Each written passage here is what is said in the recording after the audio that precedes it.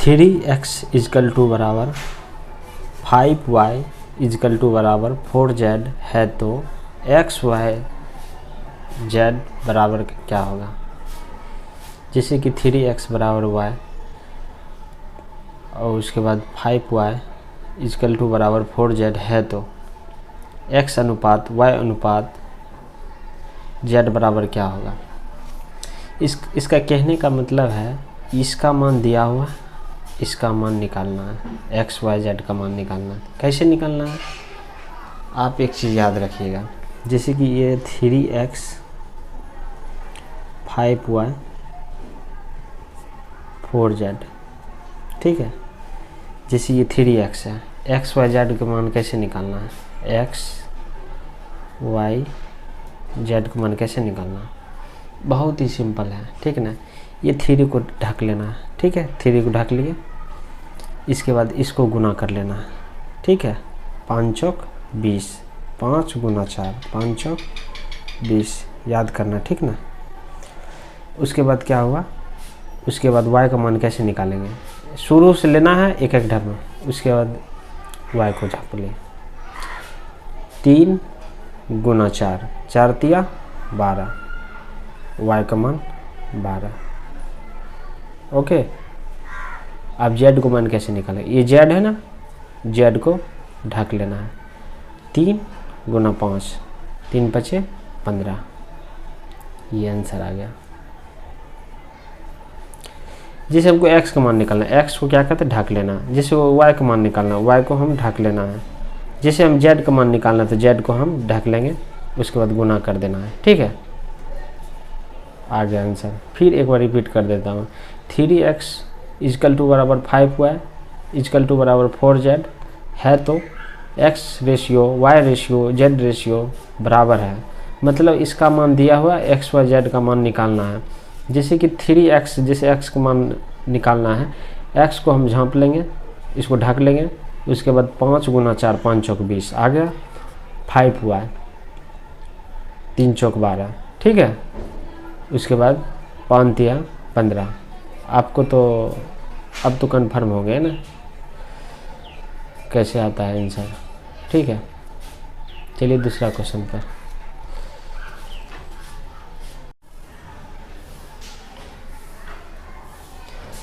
जैसे कितना भारी भरकम क्वेश्चन लगता है, लेकिन आपको अभी समझाने के बाद 3 सेकंड में आप क्वेश्चन बना लीजिएगा।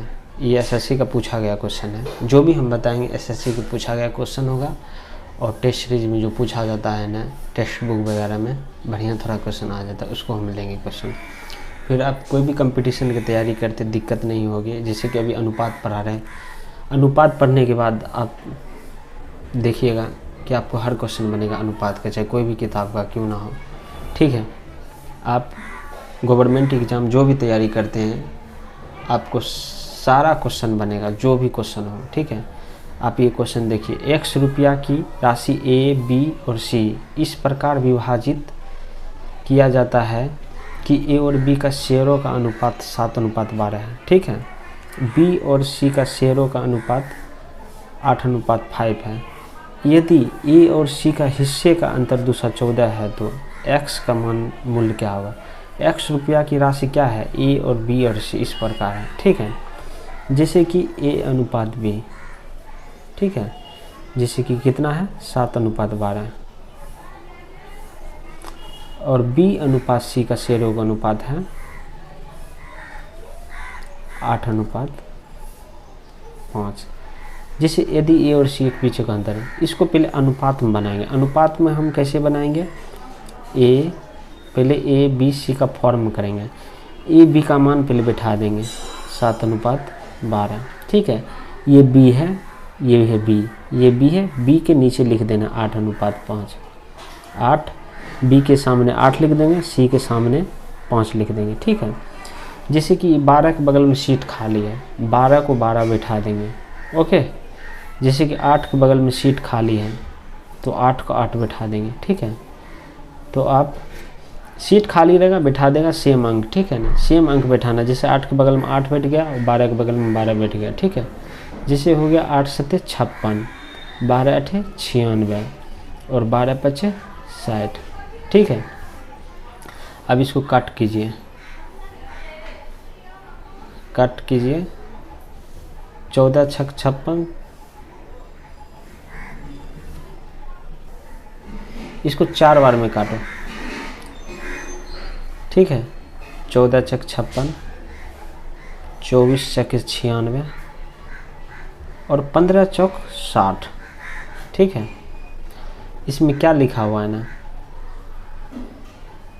ए और सी का अंतर, जैसे कि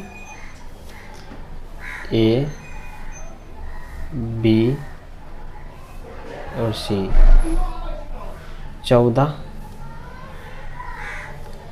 24, 15। यहाँ पर क्या लिखा हुआ है ना, ए और सी का अंतर कितना है, 214 है। ए और सी का अंतर कितना है, 214 है। तो ए और सी का अंतर 214 है, तो 214 देना है। ए और सी का अंतर कितना है, 1। उसके बाद गुना कर देना। ए बी सी का मान निकालना है। ए बी सी, देखते 100 रुपया की राशि, एक्स का मान पूछ रहा है ना, तो आपको क्या निकालना है, एक्स का मान पूछ रहा है, एक्स का मूल्य। जैसे 100 रुपया की राशि ए बी और सी है, इस प्रकार विभाजित किया जाता है। आपको क्या निकालना है, एक्स का मान निकालना है। एक्स का मान कितना है, 5 4 9, 9 4 13, 2 1 3, 3 1 4, 1 5, 5 4 9, 9 4 13, 2 1 3, 3 1, 2 1 3, 3 1 4, 1 5। आपको गुना कर लेना है, 214 गुना 53। सिंपल में यहाँ पर आप कर लीजिए गुना।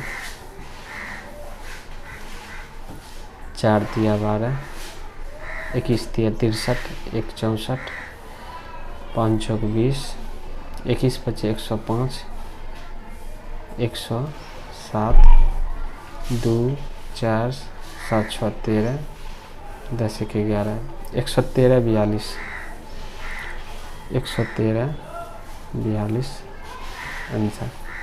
Thank you.